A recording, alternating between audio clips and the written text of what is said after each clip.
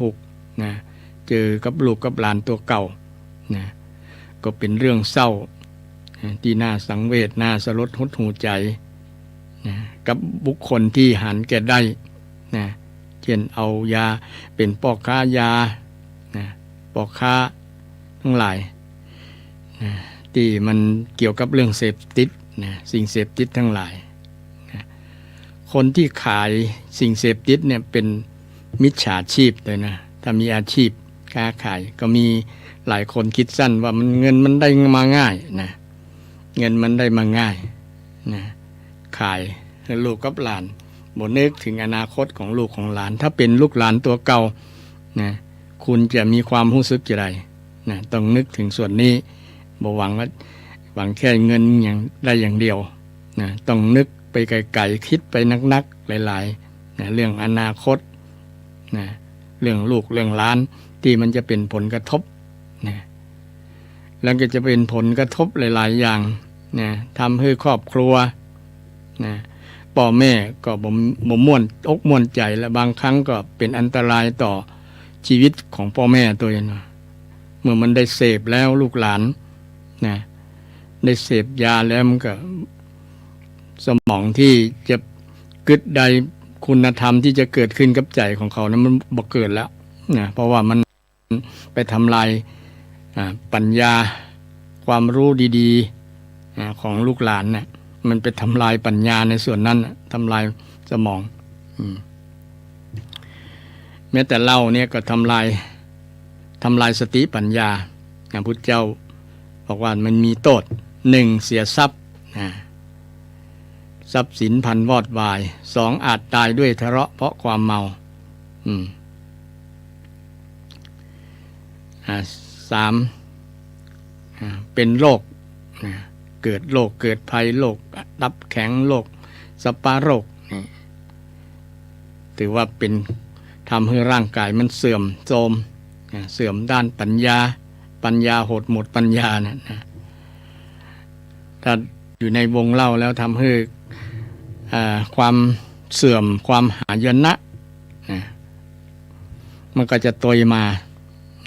แม้แต่เป็นลูกเป็นพ่อกันนะกินเหล้าไปแล้วนะ สติปัญญาที่มีความรู้สึกว่าเป็นพ่อเป็นลูกกันมันหายไปนะมันเป็นเปื้อนไปไง เป็นเปื้อนกินเหล้านะ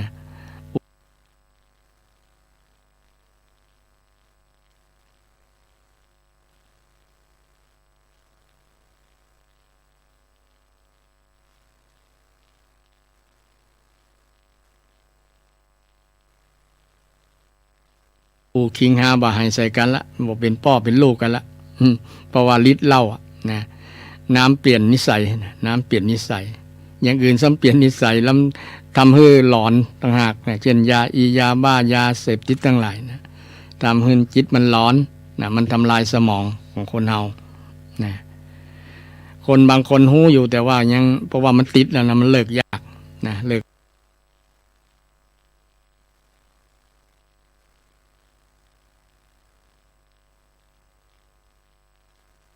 ยากเลิกยากต้องนำไปอบรมโดยเฉพาะหน่วยที่เป็นอบรมได้ดีนะเช่นทหารเป็นต้นนะที่อบรมแบบเข้มข้นเลยนะเข้ม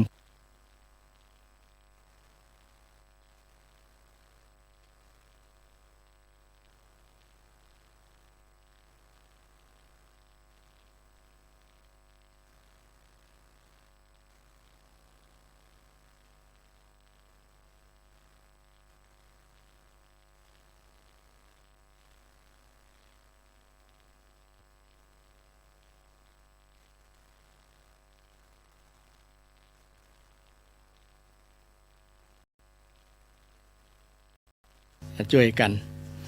แต่พระสงฆ์ก็เพียงแต่ได้เตือนไว้บ่ได้นะอย่างอาตมาเนี่ยมีหน้าที่ด้วยความปรารถนาดีเป็นห่วงลูกหลานนั่นเองนะลูกหลานเดี๋ยวนี้ก็มีนักหลายเพิ่นยับเอาอย่าง เอาในหันในข่าวนะเป็นล้านเม็ดในเพราะในจังหวัดเชียงใหม่เนี่ยนะมันเป็นปากตาเป็นแหล่งพาน หรือว่าเป็นแหล่งผลิตกับบ่ฮู้นะตามเขตชายแดนเนี่ยเพราะว่ามีโบนบางคนไงนะเขาบ่หันแก่ลูกหลานบ่หันอนาคตนะเขาอยากได้อย่างเดียวอ่ะนะโดยเฉพาะชนกลุ่มน้อยผู้อะไรอย่างก็นะที่เขาผลิตนะเขตตะเข็บชายแดนนะที่เขา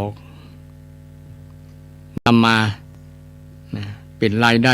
ไปซื้ออาวุธแห่งต่างหากนะเพราะว่ามันหารายได้ง่ายหาเงินได้ง่ายนะเขาบ่นึกถึงอนาคตบ่นึกถึงชีวิตของคนละนะเพราะว่าไม่ใช่ลูกหลานเขาเป็นลูกหลานคนไทยไม่ใช่เขามานั่นนะเขาก็เลยบอกคำนึงถึงนะลูกหลานบ่นึกถึงหน้าตาบ่นึกถึงความเสียหายที่จะเกิดขึ้นในวันข้างหน้านะเขาเพียงได้เงินอย่างเดียวนะความโลภมาปิดบังตาทำให้คนทำชั่วได้ง่ายเนี่ยฉะนั้นอบายมุขอันแรกเนี่ยเป็นสิ่งที่น่ากลัวเป็นผีนะเป็นผีได้สิงได้เข้าสิงในร่างในจิตใจของภัยแล้วเนี่ยมันอันตรายมันก็จะเป็นผีที่บืดบอดนะ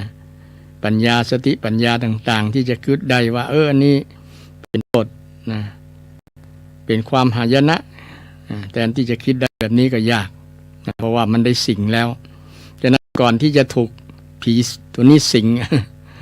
นะผีนี้เข้ามาสิงในจิตในใจคนเขาก็ต้องระมัดระวังบอกให้มันโดยมองหันโทษหันความหายนะหันสิ่งที่จะเกิดขึ้นเป็นผลกระทบต่อชีวิตของคนเฮาต่ออนาคตของลูกหลานมันเป็นผลกระทบต่อความสงบสุขโดยบ้านไหน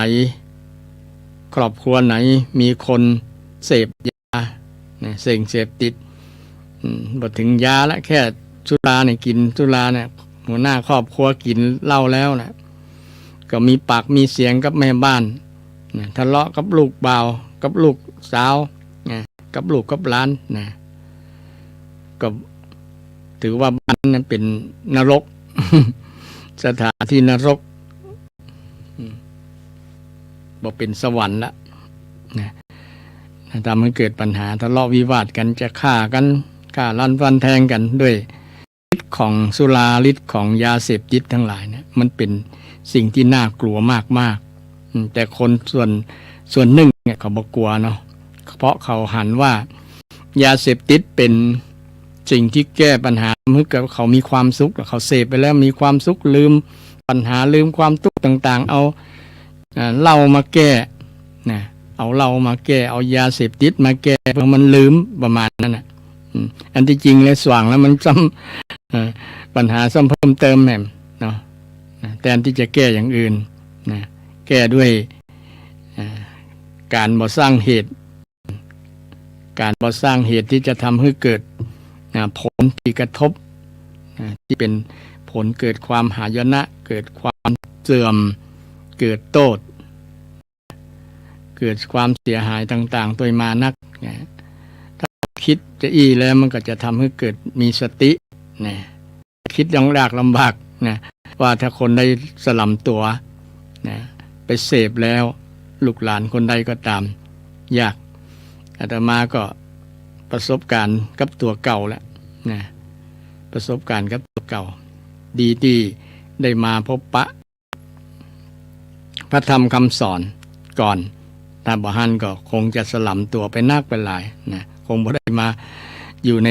ชาผ้าเหลืองอยู่ในผ้ากาสาวพัดละนะคงจะไปอยู่กับกลุ่มที่เช้าเมาเย็นเมานะมื้อใดก็เมาวันไหนพี่ไทยก็เมานะเมากูวันนี่ก็ถือว่าโชคดีได้มาบวชนะมีพระธรรมคำสอนเป็นที่สรณะเป็นที่พึ่งนะคิดได้มีสติคิดระลึกได้ว่าอันนี้เป็นโทษเนาะบ่เป็นประโยชน์นี่อย่างสุราที่ว่าเป็นโทษนะเสียทรัพย์เดี๋ยวนี้ถ้าเป็นสุราสีเนาะเหล้าสีเป็นว่าเหล้าสี ซ้ำแปลงเป็นขวดเป็น200 300นะแต่เหล้า40เหล้า35นี่ก็ถูกน้อยแต่ว่าคนค่านิยมมันนะเพิ่มขึ้นเรื่อยๆ ในทางที่จะทำให้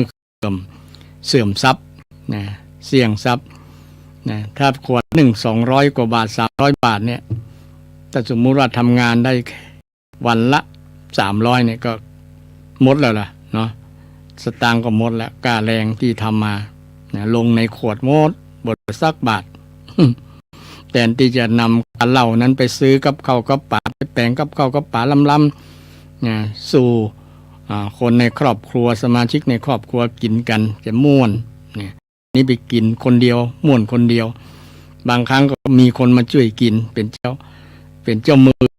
เป็นเจ้าภาพคนเดียวนะเป็นคนใจใหญ่ใจกว้างนะซื้อเราเลี้ยงเปิ้นประมาณนั้นนะเลี้ยงบางครั้งเอาไปมาแต่ก่อนเป็นมิตรเป็นเพื่อนที่ดีต่อกันนะทะเลาะกันนะจะฆ่าจะแกล้งกันก็มีนะมีอยู่ ทะเลาะกันด้วยน้ำเมาน้ำเหล้าเนี่ยฉะนั้นมันนำไปสู่ความเสื่อมความเป็นเพื่อนเสื่อมทรัพย์เสื่อมความฮักในครอบครัวนะสามีภรรยาก็ทะเลาะวิวาทด้วยเรื่องหมู่นี้นักหลายนะนักหลายก็มีบางครอบครัวถึงกับฆ่ากันเอาชีวิตกันก็มีในช่วงที่คณะเหล้ามันออกฤทธิ์นะถ้าสว่างแล้วก็เสียอกเสียใจมือรุนโอบ่หน้าเลยนะบ่หน้าเลยจะนั้นมันทำไปแล้วนะมาอะไรนะมาเสียใจเมื่อรุนเนี่ยก็เป็นเรื่องที่สายไปเลยเสียแล้วนะควายไปเห็นแล้วนะมาคืดได้ก็ยังดีอยู่นะแต่บางคนบอกคืดได้แล้วทำไปแล้วนะบ่ฮู้ซึกตัวนะบ่ฮู้สำนึกผิดเนี่ยก็มีนักมีหลายเพราะว่าฤทธิ์เนี่ยฤทธิ์เหล้าฤทธิ์สุราฤทธิ์ยาเสพติดทั้งหลายเนี่ยมันทำให้เสื่อมทำให้เกิดความหายนะทำให้เกิดโทษนะทำให้เกิดโทษฉะนั้นสุราจึงเป็นอบายมุขนะสิ่งเสพติดทั้งหลายจึงเป็นอบายมุขนะข้อแรกเลยนะอบายมุขข้อแรกแล้วก็สุรานี่เป็นเหตุนำให้ประทำผิดศีลข้ออื่นๆตัวเช่นคนกินเหล้าแล้วผิดศีลข้อที่1ได้ปาณาคือฆ่าคนนะฆ่าพายก็ได้ฆ่าตุเจ้าก็ได้นะหรือว่าฆ่าคนที่มีอุปการะคุณฆ่าพ่อฆ่าแม่นะเพราะว่าฤทธิ์เหล้ามันแรงฤทธิ์สิ่งเสพติดนะยาบ้ามันรุนแรงทำให้เกิดความสูญเสียความหายนะความเสื่อมต่างๆตัวมานักหลายนะตัวมานักหลายฉะนั้นอบายมุขเป็นสิ่งที่ควรเลี่ยงนะควรหลีกเลี่ยงควรบอกให้ความสำคัญกับมันนะบางคนมีค่านิยมว่าอันบ่มีเหล้ากับมันก็ง่อมกับบ่ได้อู้ได้จ๋าบ่ได้สังสรรค์กับไผ อยู่เหมือนอยู่ตัวคนเดียวก็มีบางคนคิดนะคิดอีก็คิดผิดนะเฮาจะม่วนได้ก็ม่วนด้วยการอู้จ๋ากันโดยบ่ต้องอาศัยเหล้าก็ได้นะมีสังคมบางที่บางแห่งเพิ่นนั่งสนทนากันด้วยนะสภากาแฟนะสภาน้ำชาเนี่ยกินจิบชากันนะเป็นสื่อที่จะนำให้เกิดความสัมพันธ์กันนะในวงสนทนาในวงที่จะมาสมาคมกันมาคบกันมาอู้จากันเนี่ยมีน้ำชาเป็นนะตัวเชื่อมแต่เดี๋ยวนี้มันฝังในเลือดของคนแล้วนะโดยเฉพาะคนไทยนะคนไทยกินเหล้าเก่งนะกินเหล้าเก่งติดอันดับโลกด้วยนะ ติดอันดับโลกนะบางโดยเฉพาะเรื่องที่บดีเนี่ยนะคนไทยเนี่ยจะติดจังติดอันดับนะโลกติดอันดับโลกนะในภาคเหนือเนี่ยใน ก็มีจังหวัดที่กินเหล้าเก่งกินเหล้าเก่งเชียงรายเนี่ยลำปางเนี่ยนี่บ่ใช่ปักปั๊มคนเชียงรายลำปางนะคนเชียงใหม่ก็มีแต่ว่ายังบ่ถึงกับได้อันดับ ได้อันดับ2อย่างเชียงรายเชียงลำปางนะอันนี้เป็นกินเหล้าติดอันดับเลยนะเพื่อนพอยังพอจากสถิติที่ขายนะขายเหล้าได้เสี่ยงเดือน1ปี1เสี่ยงขายเหล้าได้เท่าใดนะขายเหล้าได้มาเฉลี่ยต่อหัวต่อคนนะมาเฉลี่ยต่อหัวต่อคนนะปรากฏว่าคนนะคนที่กินเหล้าในภาคเหนือกินเหล้าเก่งนะกินเหล้าเก่งแล้วก็ภาษีเหล้าเนี่ยก็ได้เป็นแสนๆนะบางคนว่าถ้าบอกกินเหล้าเนี่ยรัฐบาลก็ขาดรายได้ไปเนี่ยยังของรัฐบาลอยู่จริงๆมานึกถึงว่าคนรัฐบาลได้สูญเสียกับรักษาพยาบาลเกี่ยวกับคนที่มารักษาเกี่ยวกับโรคที่เกิดจากเหล้าเนี่ยนะมันนักที่ได้นะภาษีที่เสี่ยงนะภาษีที่เสี่ยงรายจ่ายที่จะเสี่ยงนะโดยเฉพาะกระทรวงสาธารณสุขเนี่ยต้องเสี่ยงมารักษาคนที่ป่วยนะเกี่ยวกับโรคที่เกิดจากเหล้ายาเสพติดทั้งหลายเนี่ยมันยิ่งกว่านะปกตินี้ เปิ้นจะได้เงินภาษีเกี่ยวกับขายเหล้าเนี่ยนะ100,000-200,000แต่ว่าการที่จะสูญเสียรัฐบาลสูญเสียในการรักษาคนเป็น 3-4 แสนก็ละเก่งต่อเก่งเลยนะอันนี้ไปดูสถิติได้เนอะท่านผู้ฟังถ้าบ่เชื่อ นะถ้าบ่เชื่อแสดงว่ามันมีแต่เสียมีแต่เสื่อมมีแต่เสียแต่เสื่อมนะมีแต่เสียแต่เสื่อมทำให้มันเกิดความหายนะฉะนั้นเปิ้นตึงฮ้องว่าอัปปายมุขอบายมุขปักทางแห่งความเสื่อมปักทางแห่งความเสื่อมความเสียหายแค่อบายมุขอันแรกนี้ก็ทำให้เสื่อมเสียนักแล้วนะคนที่เสพสุรากินเหล้าจะทำให้เสือขาดศีลอย่างที่ว่าตะกี้นี่เนาะขาดศีลข้อแรกฆ่าคนได้นะฆ่าคนในวงนะเอาได้หูข่าวได้รับทราบข่าวได้พอข่าวถึงวันนะจากเหล้าเนี่ยศรัทธานะส่วนหนึ่งมาจากเหล้าส่วนนักทีเดียวแหละมาจากเหล้ากินเหล้าไปแล้วก็ทะเลาะกันฆ่ากันนะฆ่ากันได้กินเหล้าไปแล้วก็ไปลักขโมยเป็นขโมยนะขโมยไปลักนั้นลักนี้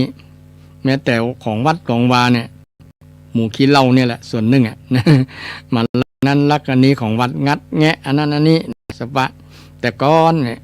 เล็กมันราคาแพงเนาะกิโลละเป็น20เนี่ยงัดไอ้ตีตะแกรงเล็กตีก็สำหรับห้องถ่านนะเวลาเพิ่นจะเผาศพเนี่ยนะจะมีตะแกรงสำหรับห้องถ่านนะสำหรับเผาคนไปงัดตีตะแกรงเล็กก็มีนะเพราะมาจากเหล้าอ่ะนะฤทธิ์เหล้านะมันนึกถึงอย่างว่ามันจะทำให้เกิดความเดือดร้อนกับคนส่วนรวมคนส่วนหลายมันบ่นึกเลยนะอันอย่างมัน ได้เงินจะมาเอามาซื้อเหล้านะมันเอาหมดเลยลักก็เอานะปล้นก็เอา ดังนั้น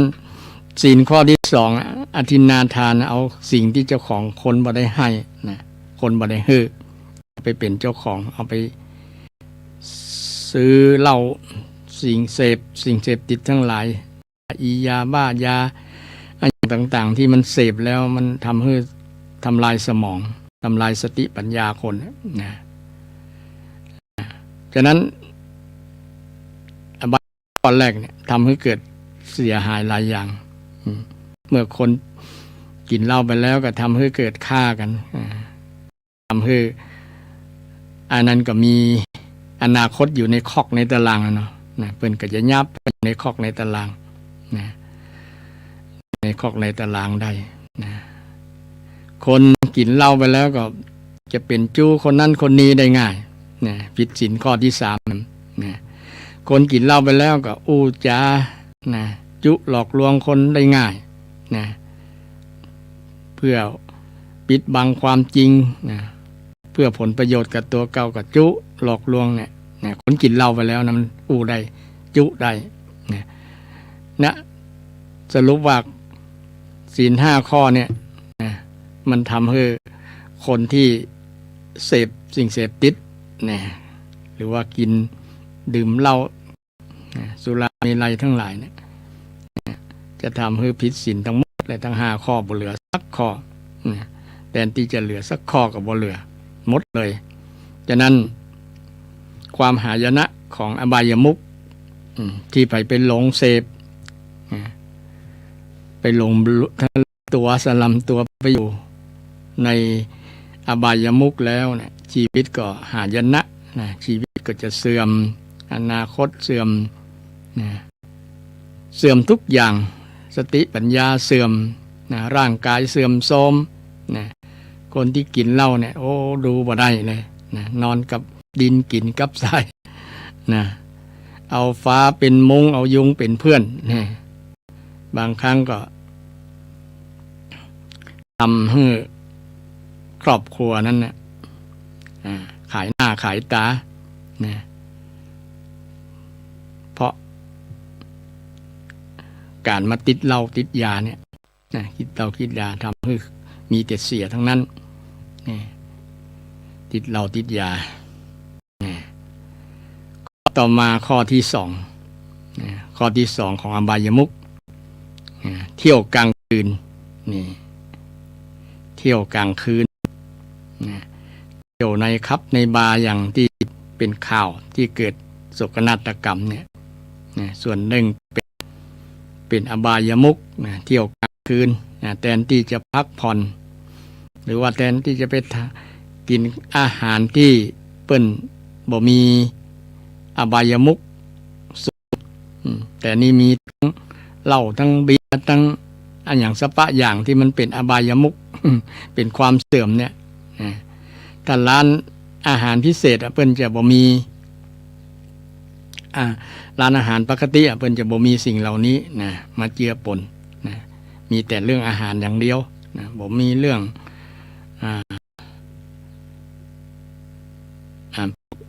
เหล้าพวกสุราเมลัยหรือว่าพวกหนุ่งน้อยห่มน้อยเพลงพวกอยู่ในคับในบาร์เนี่ยเนาะมันจะมีพวกนี้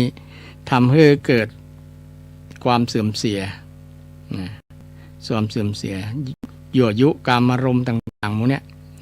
ก็เป็นอบายมุขทั้งนั้นเวลาเปิ้นนอนกับบ่นอนเนี่ยคนมีลักษณะนิสัยแบบนี้ถือว่าติดอยู่ในอบายอาปายะคนที่บ่รับบ่นอนเปิ้นช่วงเปิ้นรับเปิ้นนอนก็ยังอยู่นะไปแอวนั่นแอวนี้ในกลางคืนในเมื่อคืนดึกๆดื่นๆพวกปิ๊กก็ใกล้แจ้งพวกบางคนบอกปิ๊กวันใหม่ขึ้นมาถึงจะปิ๊กเนี่ยเพราะปัจจัยคนที่เป็นลูกเป็นหลานพ่อแม่บางคนนอนบ่รับตัวเพราะว่าลูกบ่าวไปเที่ยวกลางคืนนี่แหละเที่ยวกลางคืนการเที่ยวกลางคืนนั้นก็มันก็จะมีเกี่ยวกับพวกอบายมุขข้ออื่นมาเกี่ยวข้องตัวอย่างเรื่องยาเสพติดเรื่องแม่ยิงหมดเนี่ยนะเป็นอบายมุขทั้งนั้นเลยที่ไปแอวกลางคืนแล้วไปอยู่กับร้านคับร้านบาร์เป็นเหตุทำให้เกิดความเสื่อมเป็นเหตุทำให้เกิดความเสื่อมฉะนั้นก็ควรหลีกเลี่ยงทำให้ลูกหลานถ้าจะไปกินข้าวกินน้ำแท้ๆก็ไปช่วงบ่ดึกสักทุ่มบ่เกิน4 ทุ่มก็ปิกบ้านปิกจองแต่คนนั้นแอวต่อนี่ คนที่มีพฤติกรรมการกระทำเทียบชอบเที่ยวกลางคืนเนี่ยเป็นอบายมุขข้อที่สองเที่ยวแม่หญิงก็เป็นอบายมุขข้อต่อมาเนาะ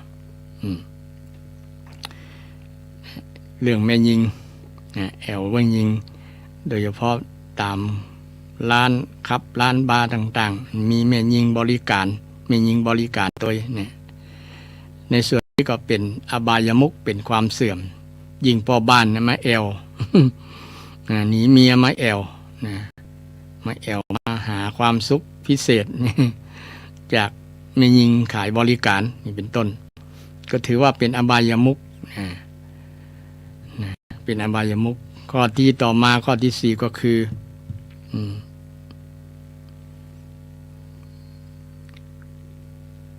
เล่นการพนันการเล่นการพนันนี่ก็ถือว่าอบายมุขอย่างวันพุกเนี่ย ก็เป็นเรื่องอบายมุข เรื่องหวยเรื่องเบอร์พวกนี้เนาะ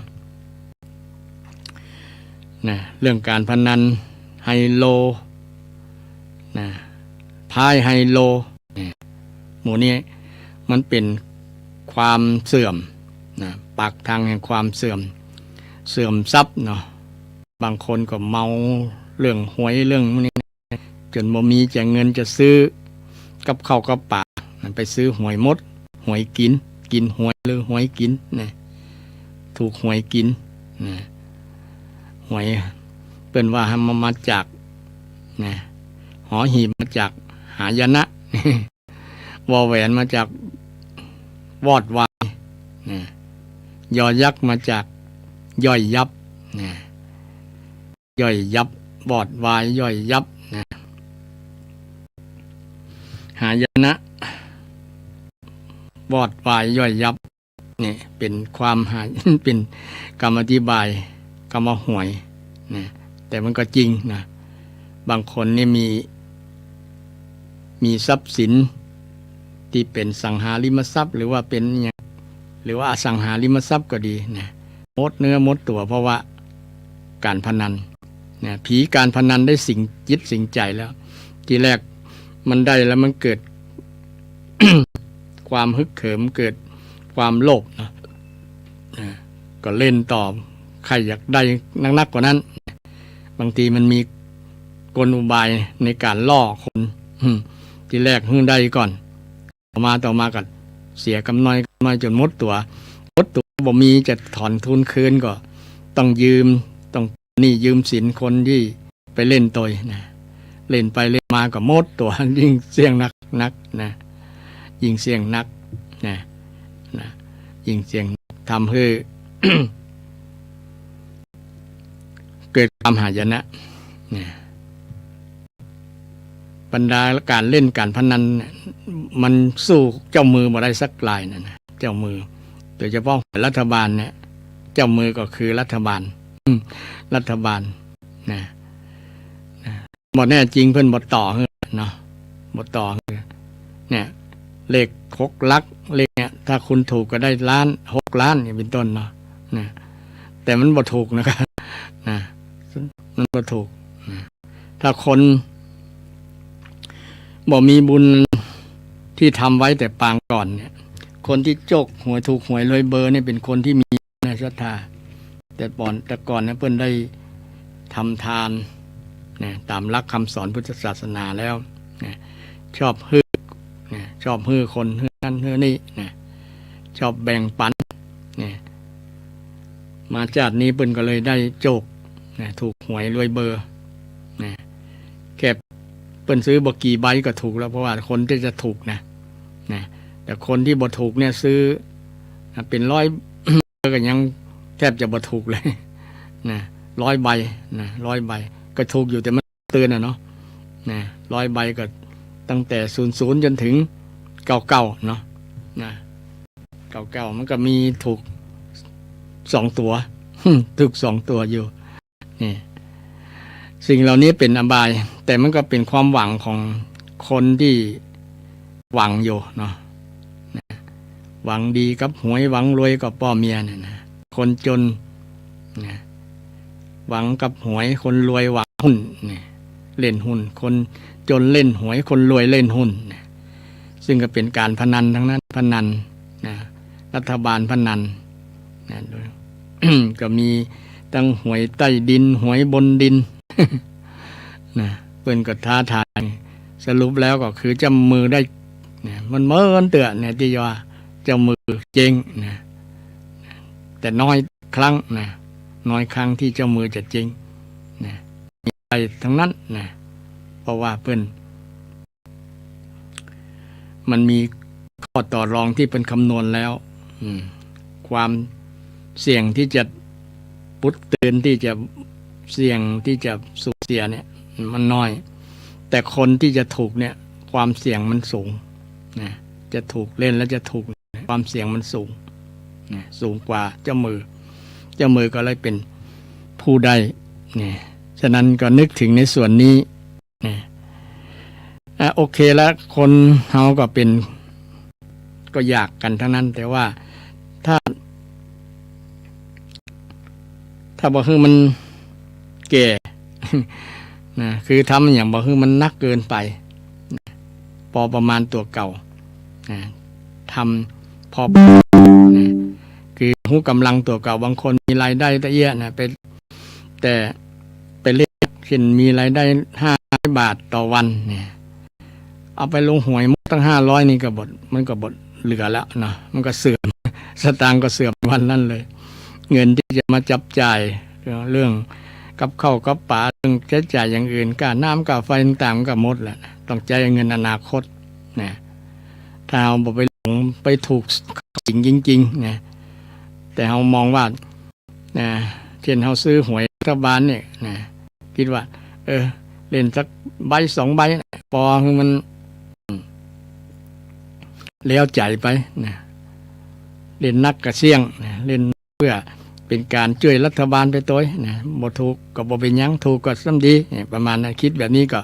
จะบ่มีปัญหานักหลายนะแต่คิดว่าจะได้แล้วซื้อโมดแหละกับเดือดร้อนนะเดือดร้อนในการใช้จับจ่ายกับครอบครัวมันก็ทำให้เสียผลประโยชน์อย่างอื่นนะโดยมาการพนันจึงเป็นสิ่งที่ว่าอบายมุขปากทางแห่งความเสื่อมนะคนมดเนื้อมดตัวบนเหลืออย่างสักอย่างแม้แต่เตียวใน เพราะ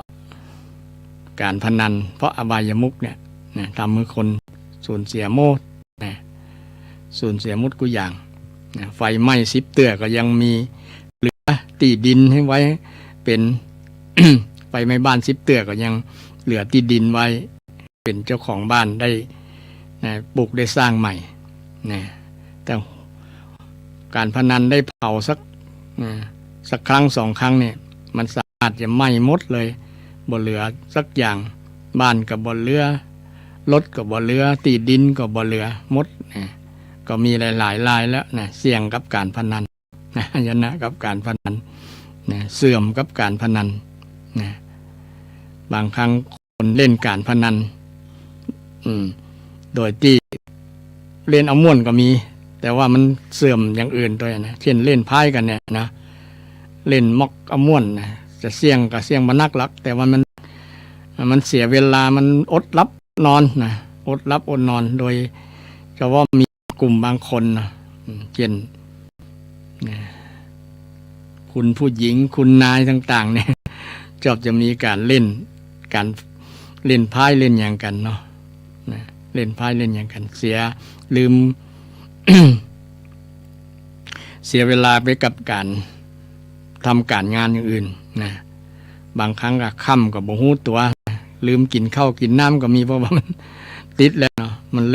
ล่นม่วนแล้วนะแต่ถามว่ามันได้จะรวยก็บ่รวยนะแต่ว่ามันม่วนนะอยู่ในอูจ่ากันไปตัวอย่างตัวอย่างนะกับม่วนประมาณนั้นนะแต่หารู้ไหมว่ามันทำความเสื่อมร่างกายก็เสื่อมนะอดรับอดนอนนะ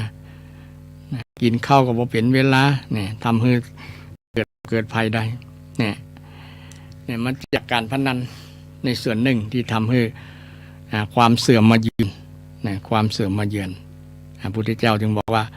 ความเสื่อมคื คืออบายมุขเนี่ยมาจากการพนันเป็นอบายะอปายะนะมุขนะคือปากทางแห่งความเสื่อมนะปากทางแห่งความเสื่อมข้อต่อมานะคบคนชั่วเป็นมิตรศรัทธาเคยฟังว่าคบคนชั่วการคบมิตรที่บดีเนี่ยเป็นอบายมุขปาหื้อเสื่อมนะคนที่บดีเนี่ยปาเฮาไปเล่นการพนันพ่องไปกินเหล้าพ่องเนี่ยเป็นจึงจัดไว้เป็นอบายมุขนะคนที่บดีเป็นพรานนะก็มีในมงคลสูตรว่าอย่าไปเสพคนพาลอย่าไปคบคนพาลคนพาลจะพาไปหาผิดนะคบบัณฑิตบัณฑิตพาไปหาผลคบคนที่ดีแต่คบคนบ่ดีแล้วบางครั้งเนี่ยตัวเก่าเคยเป็นคนดีนะพ่อแม่สั่งสอนดีแต่ไปเจอคนเปื้อนบ่ดีเนี่ยปาไปทางชิบหายปาไปเสพยาบ้าพ่องนะปาไปแอวไม่ยิงนะปาไปเล่นการพนันปาไปแอวกลางคืนนะปาไปในทางที่บ่ดีนะในทางที่บ่ดีเนี่ยถือว่าบุคคลนี้ควรละเว้นควร ห่างไกลนะบอกควรอยู่ใกล้นะคบคนชั่วเป็นมิตรฉะนั้นก็เลือกคบคบบัณฑิตเนี่ยเลือกคบบัณฑิตเลือกคบบัณฑิตบัณฑิตคือผู้ที่ทำดีพูดดีคิดดีเนี่ยบัณฑิตเนี่ยมีพระพุทธเจ้าเป็นต้นนะเอาจะคบกับคบอย่างถึงวันนี้ศรัทธาญาติโยมก็คบพระรัตนตรัยเพราะว่าอุบาสกอุบาสิกาแปลว่าผู้นั่งใกล้ผู้อยู่ใกล้ผู้อยู่ใกล้พระรัตนตรัยอยู่ใกล้พระพุทธอยู่ใกล้พระธรรมอยู่ใกล้พระสงฆ์เนี่ยนะเป็นการคบบัณฑิตนะคบสิ่งที่ดีๆนะคบสิ่งที่ดีๆสิ่งที่ดีๆเนี่ยเราสามารถเสพคุณนะเสพคุณหรือคบเนี่ยจะมีแต่ประโยชน์กับเรานะมีประโยชน์กับเราอย่างศรัทธาจะไปนะเสพคุณกับพระรัตนตรัยอยู่ใกล้พระรัตนตรัยมีแต่ประโยชน์นะเราก็อยู่ใกล้พระพุทธนะพระพุทธถึงแม้พระองค์จะปรินิพพานแล้วก็ยังคบได้อยู่เพราะว่ามันมีธรรมะที่พระเจ้าได้สอนว่าผู้ใดเห็นธรรมผู้นั้นเห็นเรานะเห็นธรรมะนะเห็นธรรมะที่พระเจ้าได้สอนแล้วชื่อว่าเห็นพระองค์นะธรรมะเป็นตัวแทนของพระองค์นะเหมือนอยู่ใกล้กับพระพุทธเจ้าโดยเฉพาะเสพคุณกับคุณงามความดีของพระพุทธองค์ที่ห้องว่า เป็นคุณสมบัติของพระพุทธเจ้านะมีพระปัญญาคุณบริสุทธิคุณมหาการุณาธิคุณนะมีพระมหาการุณาธิคุณบริสุทธิคุณปัญญาธิคุณนะคุณความดีของพระพุทธเจ้า3ประการใหญ่ๆเนี่ยนะที่พอสรุปแล้วนะเป็นคุณที่มีประโยชน์กับคนที่นะโดยเฉพาะมหาการุณาธิคุณเนี่ยนะเราได้ศึกษาว่าพระพุทธเจ้ามีพระมหาการุณาธิคุณคือพระองค์ทรงมีหัตถ์ที่เอื้ออาทรช่วยคนช่วยมวลหมู่สัตว์โลกทั้งหลายให้ได้พ้นจากทุกข์เนี่ยเป็นหาไทยของพระพุทธองค์ที่พระองค์ทรงช่วยให้โลกชาวโลกทั้งหลายให้พ้นจากทุกข์ที่มีอวิชชาปิดกั้นบังตาเนี่ยจะเปิดปัญญาเปิดปัญญาให้คนทั้งหลายเกิดปัญญาเวลามีปัญหาแก้ปัญหาด้วยปัญญาด้วยปัญญาพระองค์ได้ทรงมีพระมหากรุณาธิคุณนี่ชาวโลกชาวพุทธทั้งหลายได้เฮียนฮู้ได้เฮียนฮู้จักธรรมะจักความทุกข์รู้จักสาเหตุทำให้เกิดทุกข์รู้จักสภาพที่พ้นทุกข์และรู้จักสำคัญรู้จักวิธีที่จะแก้ทุกข์เนี่ยพระองค์ทรงมีพระมหากรุณาธิคุณและมีปัญญาปัญญาพระ ปัญญาของพระองค์เป็นสัพพัญญูรู้ทุกสิ่งทุกอย่างไง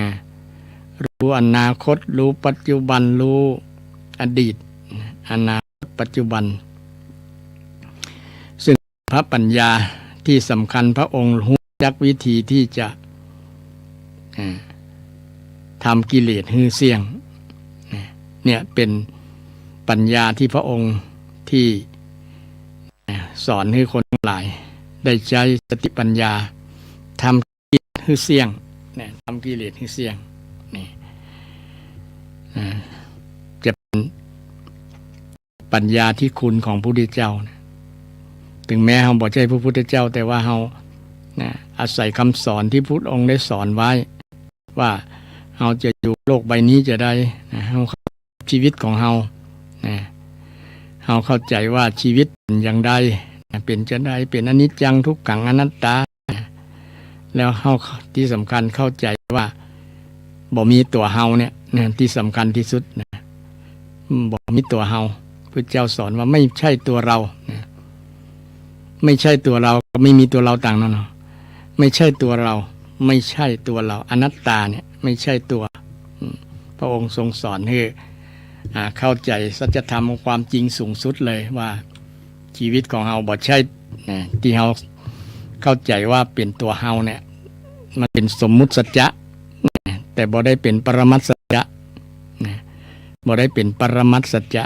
คือความสูงสุดเลยมันไม่ใช่ตัวจริงบ่ใช่ตัวจริงบ่ใช่ตัวจริงที่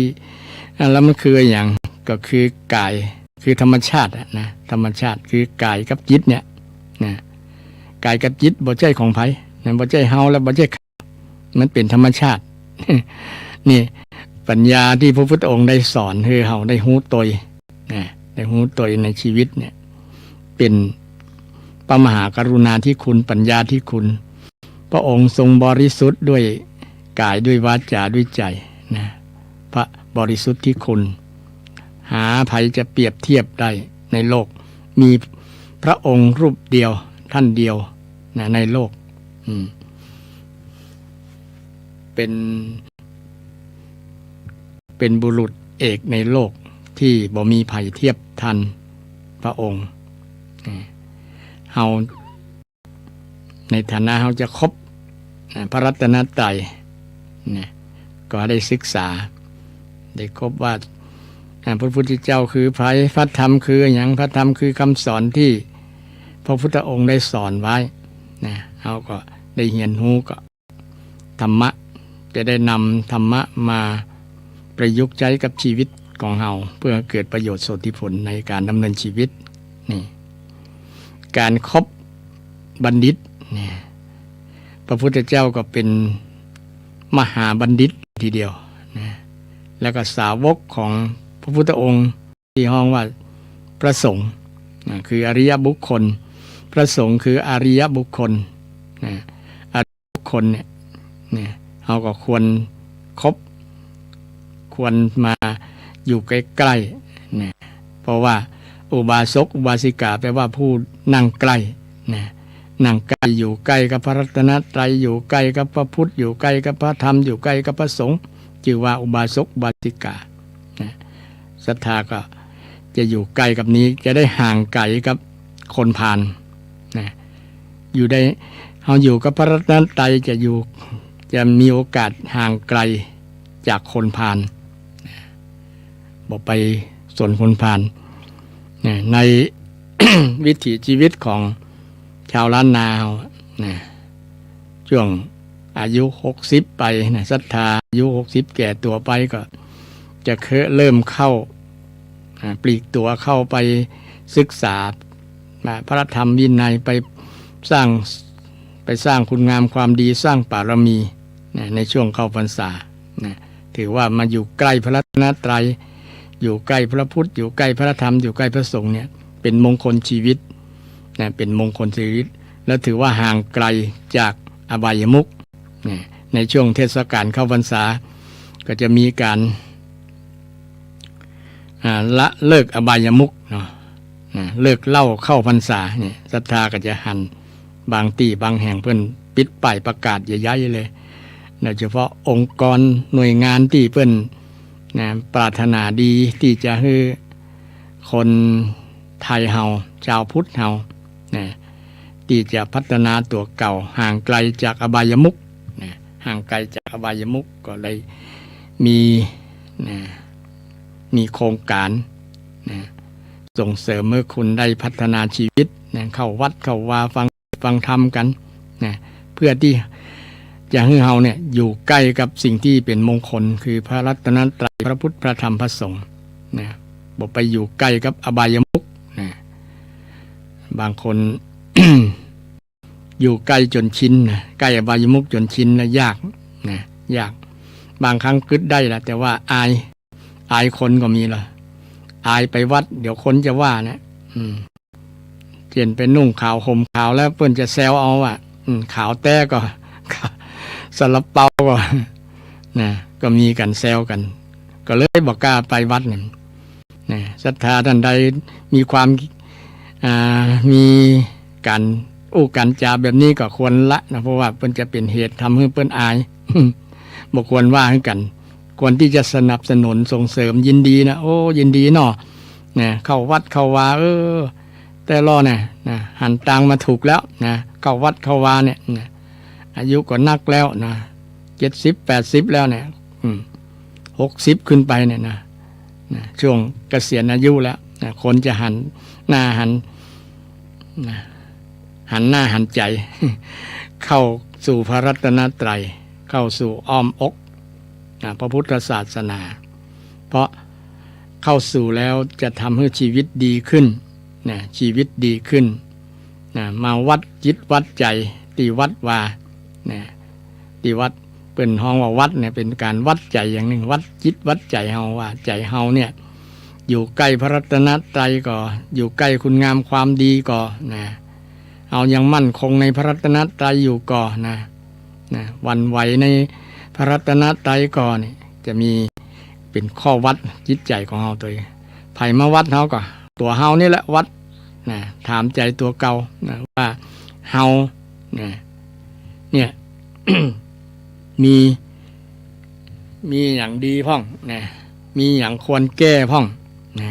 ควรแก้ไขพฤติกรรมการกระทำต่างๆที่ผ่านมาเนี่ยอันอย่างมัน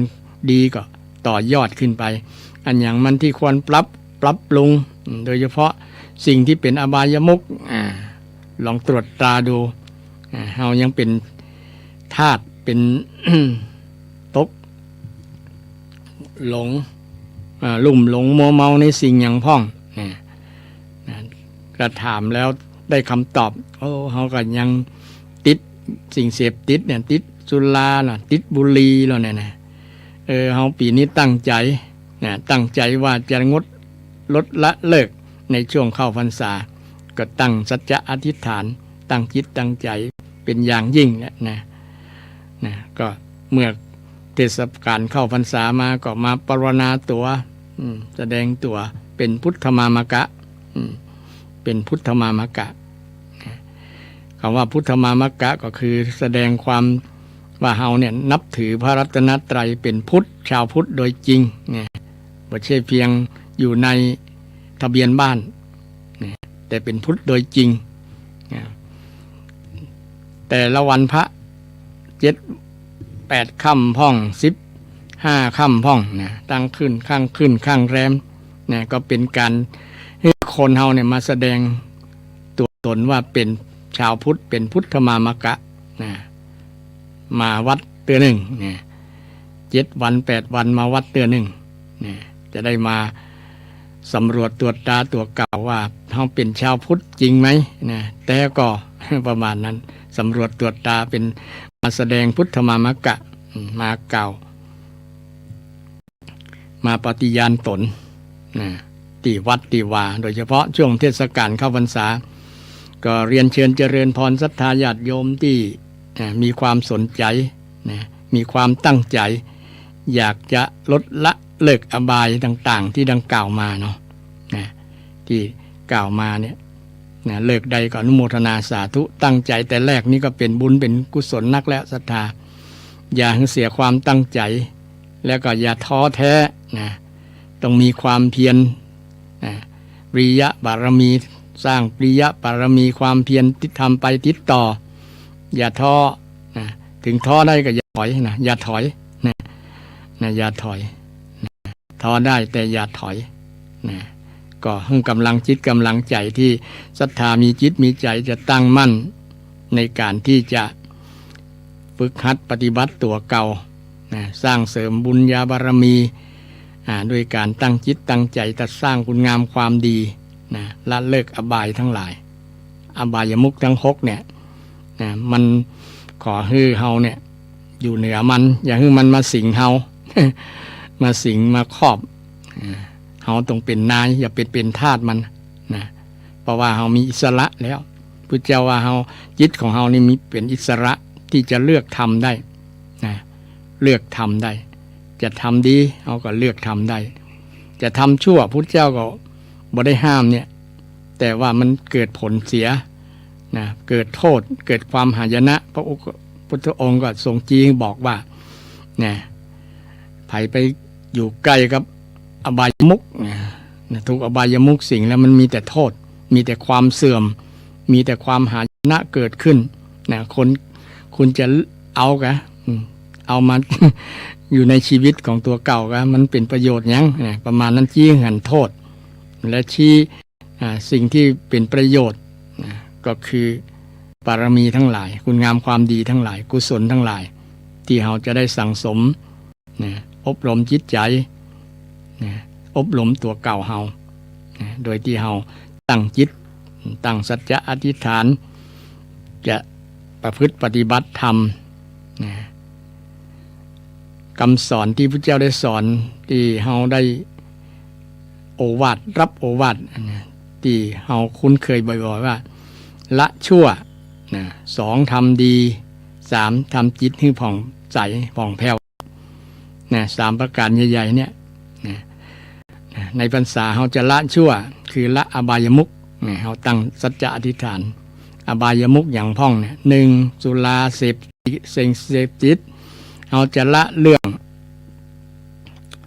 บ่ไปแอวเมื่อคืนละบ่เฮาจะละเรื่องไปแอวไม่ยิงเฮาจะละเรื่อง การพนันเฮาจะละเรื่องไปคบคนบดีมาคบบัณฑิตแตน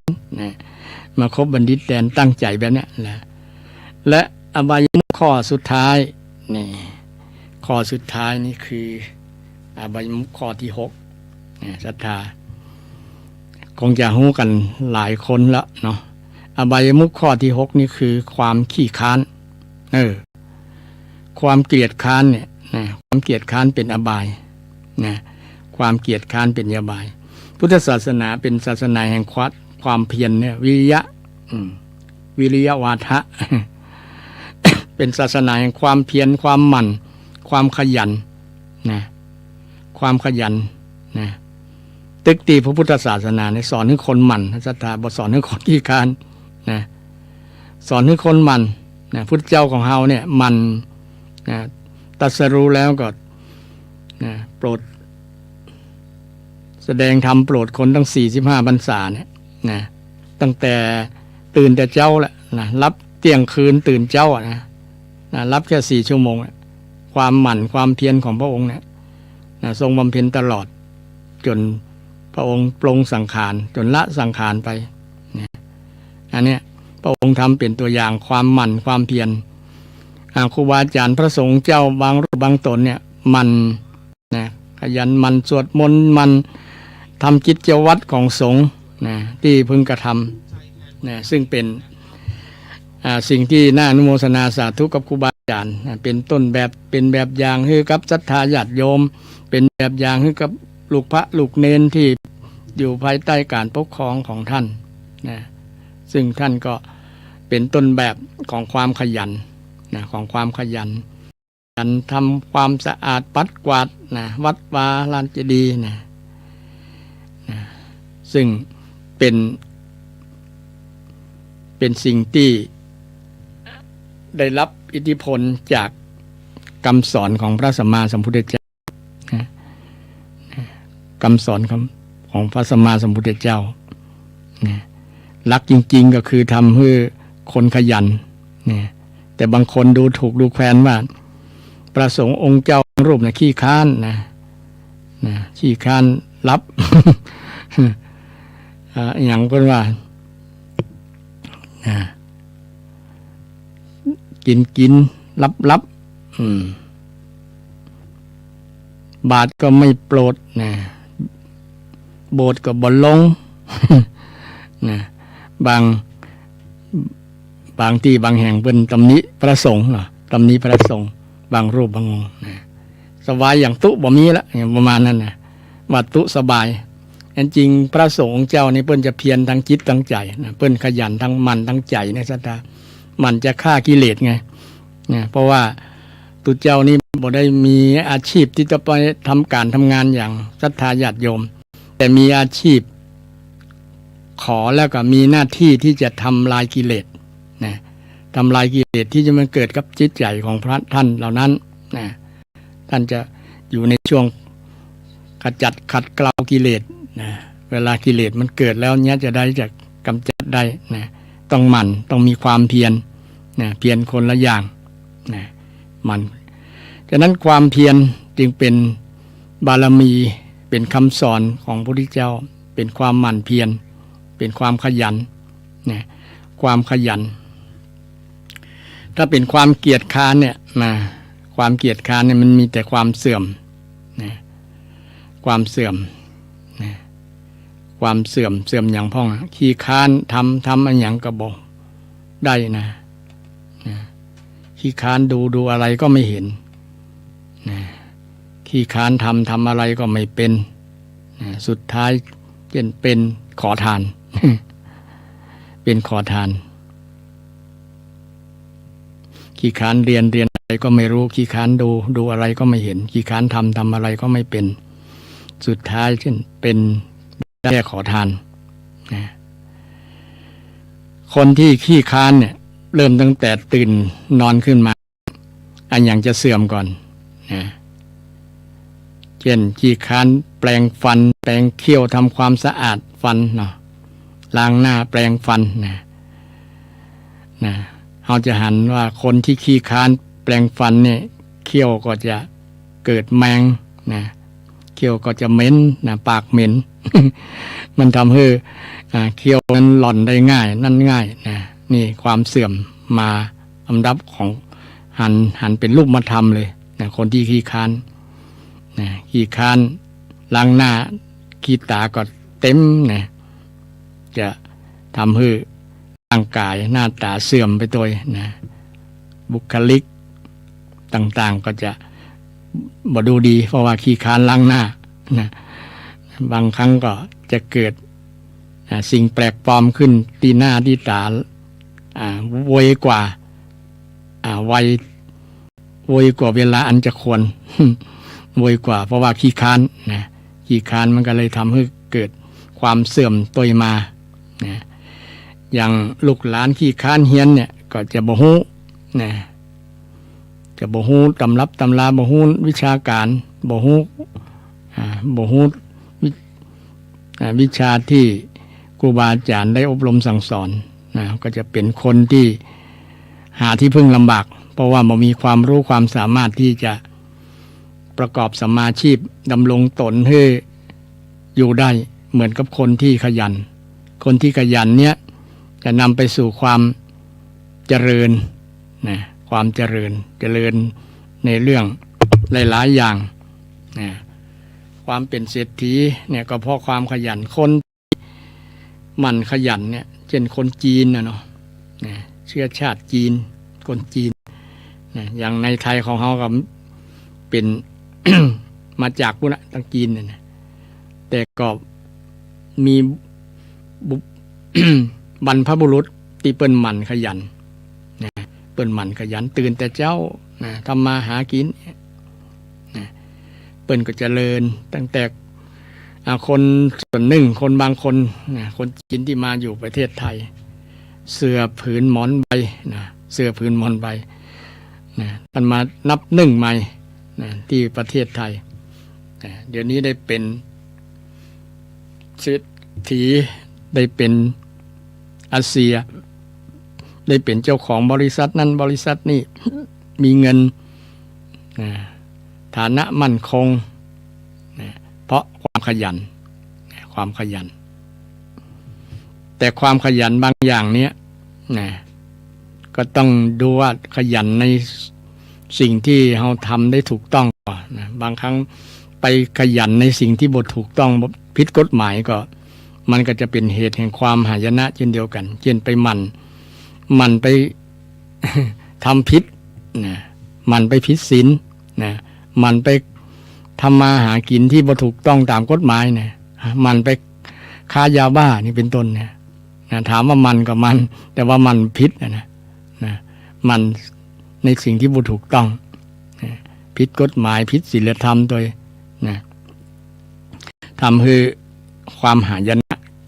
ต้องมันในสิ่งที่ถูกต้องในสิ่งที่ถูกต้องในอาชีพที่ถูกต้องในอาชีพที่ตกคนเราถ้ามีใจห่มแล้วเนาะมีใจห่มความมันต้องมีธรรมะเพิ่มเติมนั่นก็คือความมีใจฮักเป็นห้องว่าฉันทะเนาะฉันทะ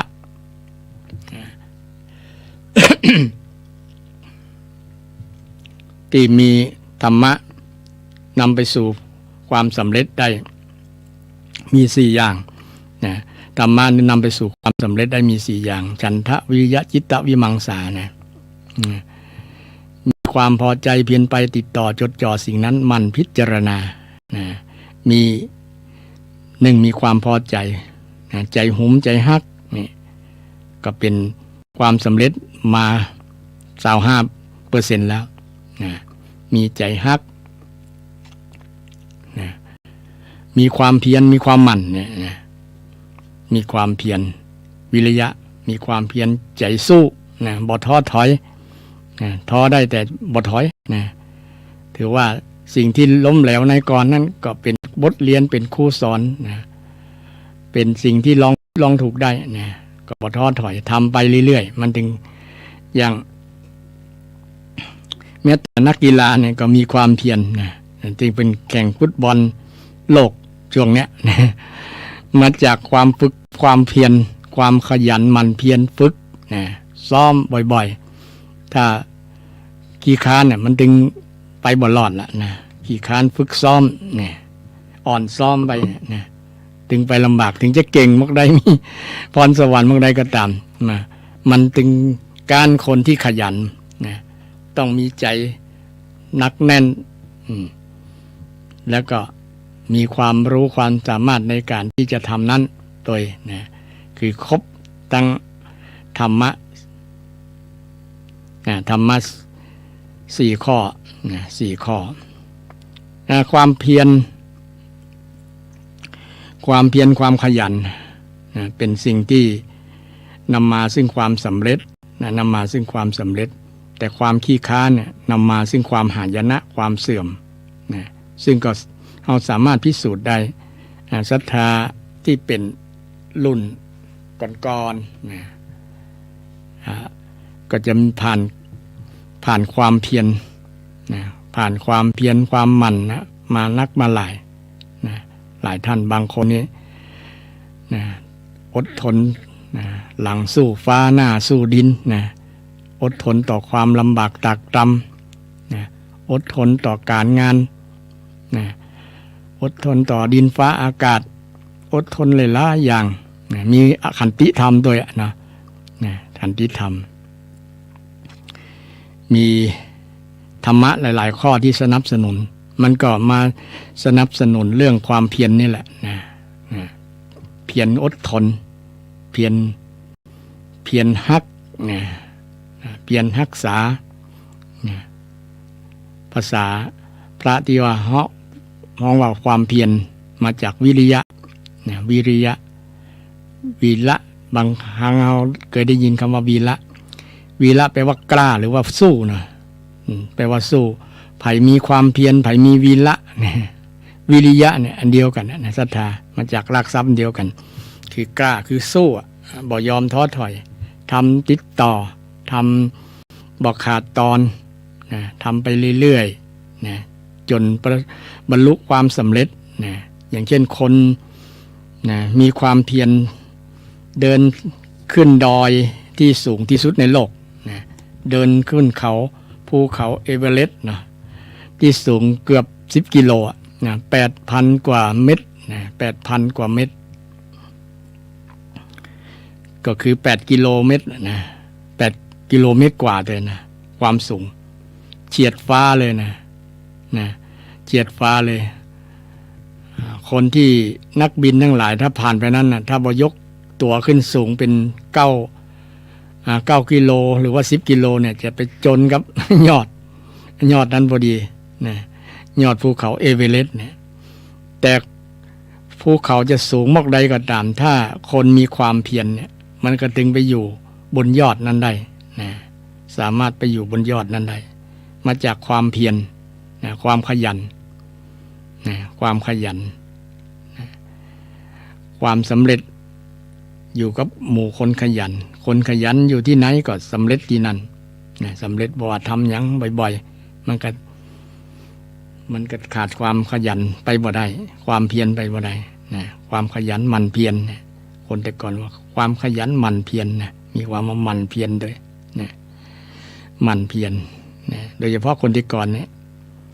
นะยอมรับแต่อย่างแม่อาตมาเนี่ยนะฝึกอาตมามานะตั้งแต่เป็นละอ่อนนะบางครั้งก็คึดจังแม่ว่ายังเจ้าอยู่ยังมาปลุกกันนะตี 4 ตี 5ปลุกแล้วนะละอ่อนนี่มันจะตื่นขวายเนาะ กำลังนอนม่วนนะมกตี 4 ตี 5เนี่ยมาปลุกละลุกนะลุกตื่นนะช่วยแม่ทำงานนี้ช่วยพ่อทำงานนี้เนี่ยช่วยล้างถ้วยล้างจานเนี่ยช่วยทำการงานบ้านเนี่ยช่วยถูบ้านกวาดบ้านเนี่ยฝึกหัดตั้งแต่นั้นมาอาตมาก็ได้ติดนิสัย ที่แม่ได้สั่งได้สอนได้อบรมมาเนี่ยเพราะมีต้นแบบคือแม่เป็นคนขยันหมั่นนะเป็นแม่พระจริงๆนี่ก็ยังเป็นแม่พระนะตัวจริงอยู่นี่ยกคนตัวสมัยก่อนนะเป็นมีความเพียรแล้วก็เวลาแม่ไป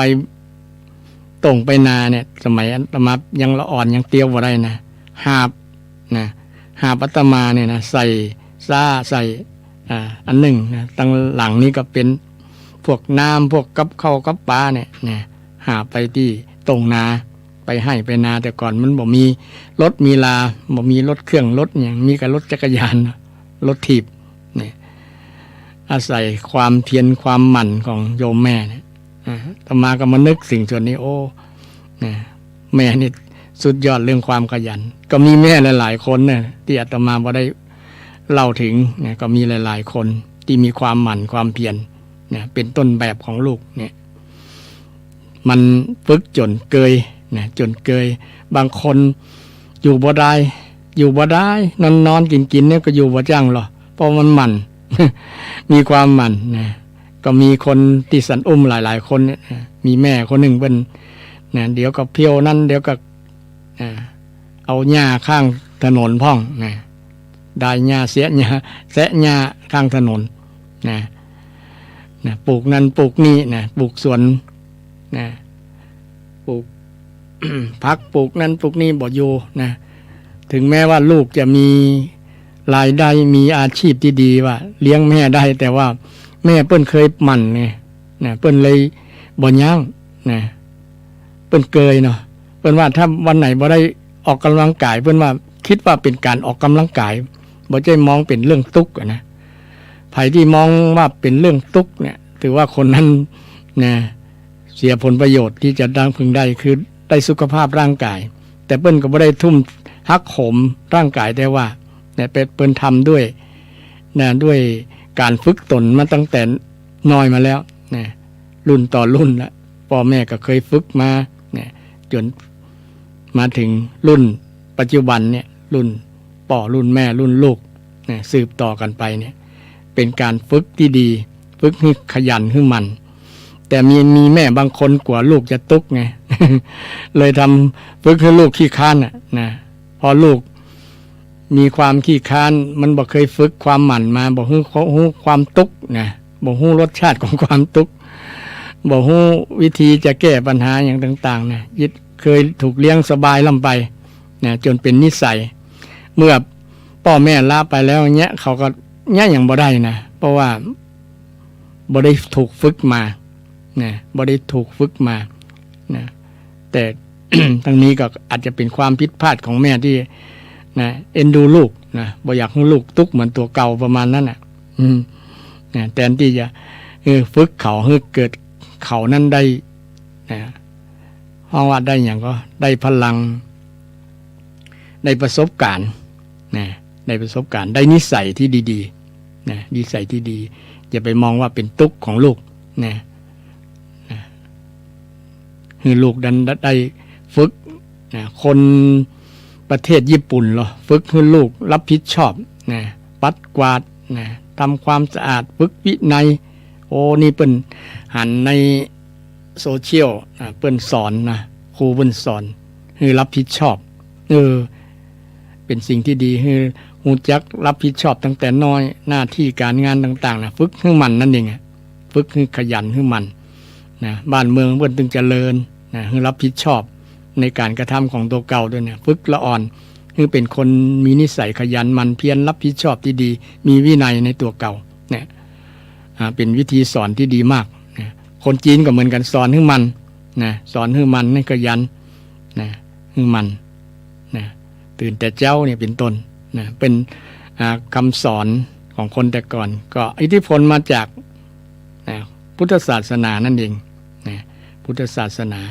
ที่ได้สอนให้คนมีความขยันหมั่นเพียรบ่ใช่สอนให้คนขี้ค้านนะบางคนว่าตุเจ้านะบ่ได้ทำการทำงานขี้ค้านเนี่ยนะละลูกละเมียมาบวชขี้ค้านบ่ยากการยังงานยังนะ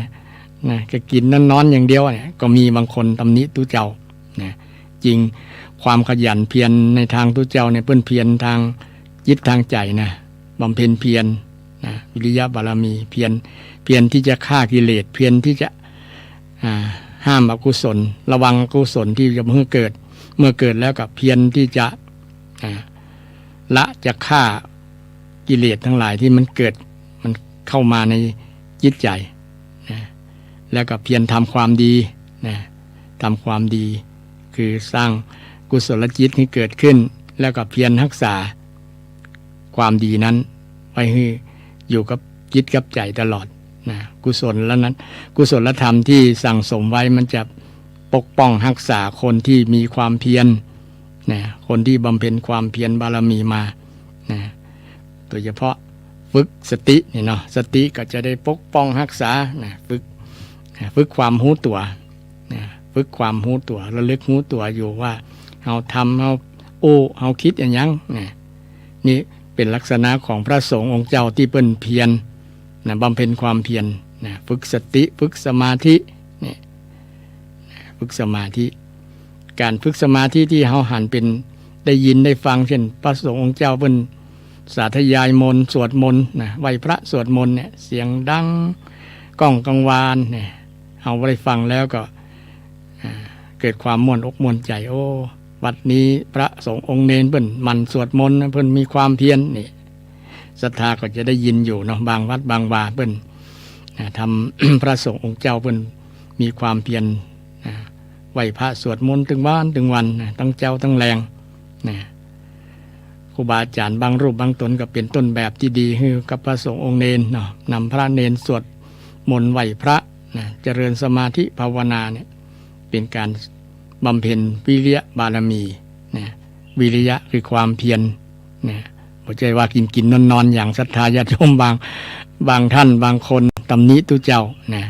สบายอย่างตุหรอ สบายอย่างตุบางอย่างเนี้ย ก็อาจจะบางวัดอาจจะมีอยู่บางรูปบางตนแต่เราจะไปตีรวมเนาะจะไปตีรวมว่าตุเจ้าเปิ่นสบทกับบลงก็มีครูบาอาจารย์เคยอบรมอาตมาบ่อยว่าเป็นพระสงฆ์เนี่ยบาทก็ต้องโปรดโบสถ์ก็ต้องลงถ้าบาทบ่โปรดโบสถ์บ่ลงแล้วจะเป็นสงฆ์ดียังไงก็มีครูบาอาจารย์ได้อบรมสั่งสอนก็จำมาถึงบัดเดียวก็นำ ไปประพฤติปฏิบัตินะถึงแม้ว่าบ่ได้ เป๊ะๆหรือว่าได้เต็มร้อยแต่ก็ยังดีที่เรายังระลึกนึกถึงครูบาอาจารย์ที่เป็นต้นแบบความเพียรให้กับเรานะความเพียรให้กับเรายังมีหลายๆรูปหลายๆตนยังท่านอาจารย์พระครูประภัสใจคุณก็เช่นเดียวกันท่านก็เป็นต้นแบบของความเพียรนะนำพระสงฆ์สามเณรนะไหว้พระสวดมนต์นะประพฤติวัดปฏิบัติธรรมตามหน้าที่ของพระสงฆ์นะนำศรัทธาญาติโยมบำเพ็ญเพียรเนี่ยปฏิบัติตามช่วงเทศกาลวันสำคัญทางศาสนาวันหรือว่าวันที่ได้นัดกับศรัทธาญาติโยมที่จะประพฤติวัดปฏิบัติธรรมนะในช่วงใดช่วงหนึ่งเนี่ยก็เป็นต้นแบบที่ดีของความบำเพ็ญบารมีนะบำเพ็ญวิริยะบารมีความเพียรความขยันนะไปมาก็จะได้เวลาที่จะนะนำรายการจากศรัทธาเพราะว่าได้ในเบื้องต้นมันจะขอศรัทธาขอเวลานำรายการจากศรัทธาไปก่อนนะแต่ก็ยังมีเวลาอยู่8นาทีศรัทธาท่านใดอยากจะกลิ้งกลางเข้ามาก็เรียนเชิญเจริญพรได้เนาะมาเสริมมาเติมมาแสดงทัศนะความเห็นอย่างต่างๆมาถามปัญหาธรรมะก็ได้นะ053-114-332นะ053-114-332 053-114-332ได้เวลา2:40อาตมาก็จะขอตัวไปกิจนิมนต์ไปกิจนิมนต์เป็นคนของประชาชนยามศรัทธาญาติโยมมีกิจมีงานก็ได้เพิ่งปาอาศัยได้ไปสงเคราะห์อนุเคราะห์ศรัทธาญาติโยมท่านใดอยากจะ แสดงความคิดเห็นหรือว่านำมาอย่างดีๆมาสู่รายการก็เรียนเชิญทางรายการก็ยินดีเนอะ053-114-332 053-114-332วันนี้ทางรายการได้นำเรื่องของอบายมุขนะอบายมุขมาเล่าให้ศรัทธาฟังว่ามี6อย่างนะ1เกี่ยวกับสุราสิ่งเสพติดนี่เป็นอบาย2การเที่ยวกลางคืนเป็นอบาย3การเที่ยวมียิงเป็นอบาย4การเล่นการพนันเป็นอบาย5คบคนชั่วเป็นมิตรเป็นอบาย6ขี้ค้านทำงานเกียจค้านทำงานเป็นอบายมุขเป็นปากทางแห่งความเสื่อมที่จะนำความเสื่อมเสียมาสู่เฮาท่านทั้งหลายภัยก็ตามถ้ามี6ผี6อย่างนี้มาสิงจิตสิงใจนะมีแต่ความเสื่อมทั้งนั้นนะควรอยู่ห่างไกลนะจากอบายทั้งหลายนะแต่มาอยู่ใกล้สิ่งที่เป็นมงคลแทนนะคือพระรัตนตรัยพระพุทธพระธรรมพระสงฆ์นะที่เป็นสรณะที่เบิ่งทางจิตทางใจของชาวพุทธเฮาโดยเฉพาะเฮาได้เบิ่งสิ่งที่เฮานำไปใช้ประโยชน์ได้จริงๆเลยก็คือธรรมะนะธรรมะนะคือคุณธรรมต่างๆที่นำไปนะประยุกต์ใช้กับชีวิตของเฮานะเป็นสิ่งที่เป็นประโยชน์เป็นมงคลชีวิตนะกับเฮา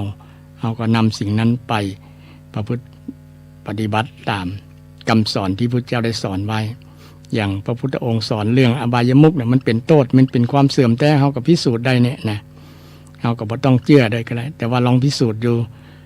ลองมาโต้แย้งพระเจ้าดูว่ามันเป็น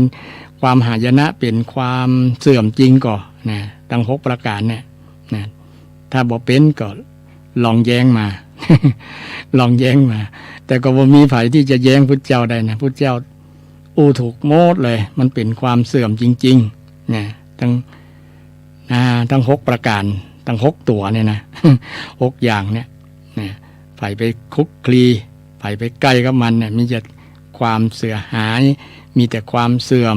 มีแต่ความหายนะเกิดขึ้นกับชีวิตฉะนั้นอยากมีชีวิตที่ดีต้องห่างไกลจากอบายมุขนะโดยเฉพาะช่วงเทศกาลเข้าพรรษานะเฮามาห่างไกลจากอบายมุขโดยตั้งสัจจะอธิษฐานว่าจะละ อบายมุขทั้งหลายทั้ง6ประการเนี้ยนะจะเป็นมงคลชีวิตกับเฮาท่านทั้งหลายอาตมาได้บรรยายได้ได้ธรรมะได้แสดงธรรมะมาก็สมควรแก่เวลาจะนำรายการจากท่านผู้ฟังทั้งหลายไปก็ขอนำรายการจากท่านทั้งหลายปะกันใหม่ในวันพุธหน้านะพุธนี้ก็ขอเจริญพร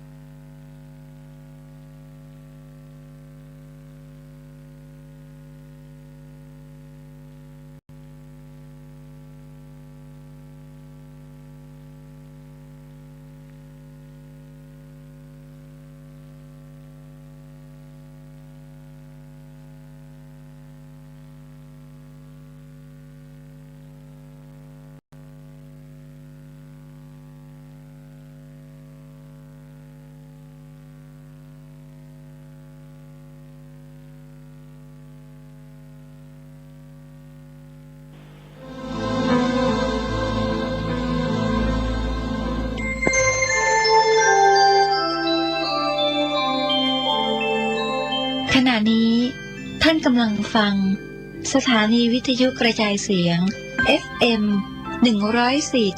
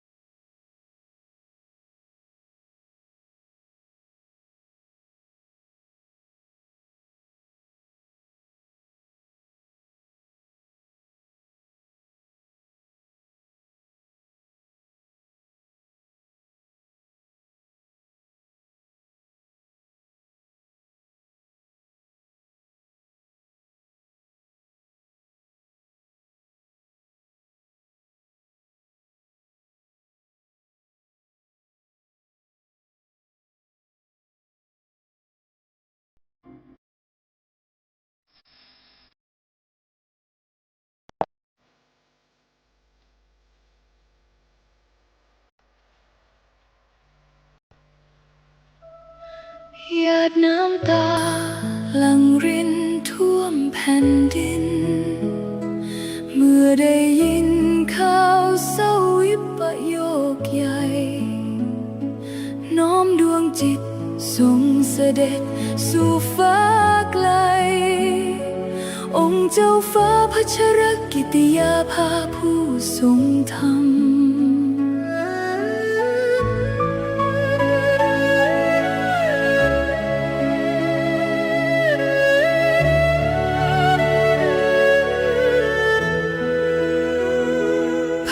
พระองค์ทรงงานไม่เคยท้อทรงถักทอความหวังให้คนไทยโครงการกำลังใจพระตราตรำชุบชีวิตผู้พลังทำให้ฟื้นคืนทรงเมตตาผู้ต้องขังหลังกำแพงจุดใต้แสงแห่งโอกาสส่องสดชื่นพระหัตถ์ยืนโอบอุ้มผู้ขมขื่นทรงหยัดยืนเพื่อสตรีและเด็กไทยนักกฎหมายผู้ยึดมั่นความยุติธรรมทรงน้อมนำพระปรีชาอันยิ่งใหญ่เพื่อปวงชนพ้นทุกข์สุขยังไกลจารึกไว้ในแผ่นดินไม่เลือนลางพระคุณงามความดีที่ทรงสร้างเป็นแนวทางส่องสว่างไม่จืดจางขอน้อมกราบทรงเสด็จสู่ฟ้ารางสถิตข้ามฝากฟ้าชั่วนิรันดร์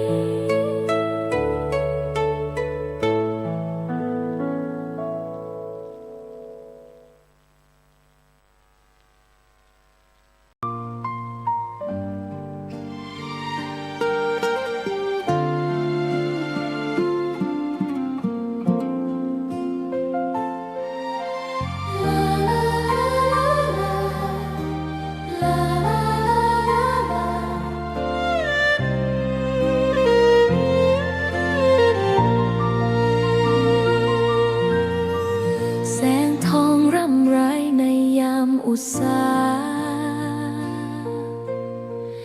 ยังเห็นพระเมตตาอยู่ทุกแห่งหนน้ำพระทัยฉโลมใจคนทั่วพื้นแผ่นดินยังอบอุ่นรอยยิ้มพระพักตร์ยังส่องแสงในดวงใจไทยไม่ลืมเสียงสายลมแผ่วเบาเหมือนเอ่ยคำปลอบว่าพระองค์ยังอยู่ใกล้ขอกราบแทบบาทด้วยรักนิรันดร์น้ำตาหลั่งพลันจากใจคนไทยแม้เสด็จสู่ฟ้าไกลแต่พระหฤทัยอยู่ในแผ่นดินนี้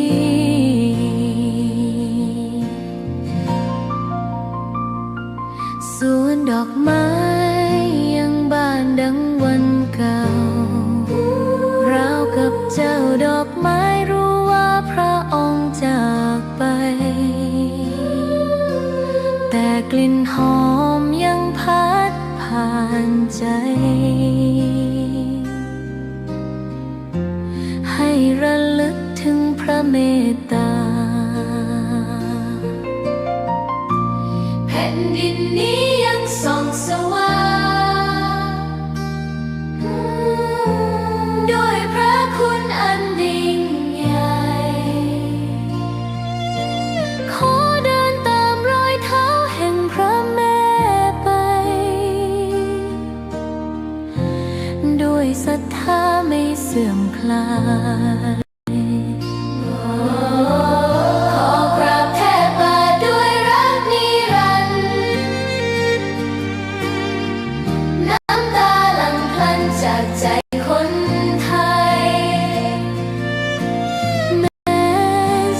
ด็จสู่ฟ้า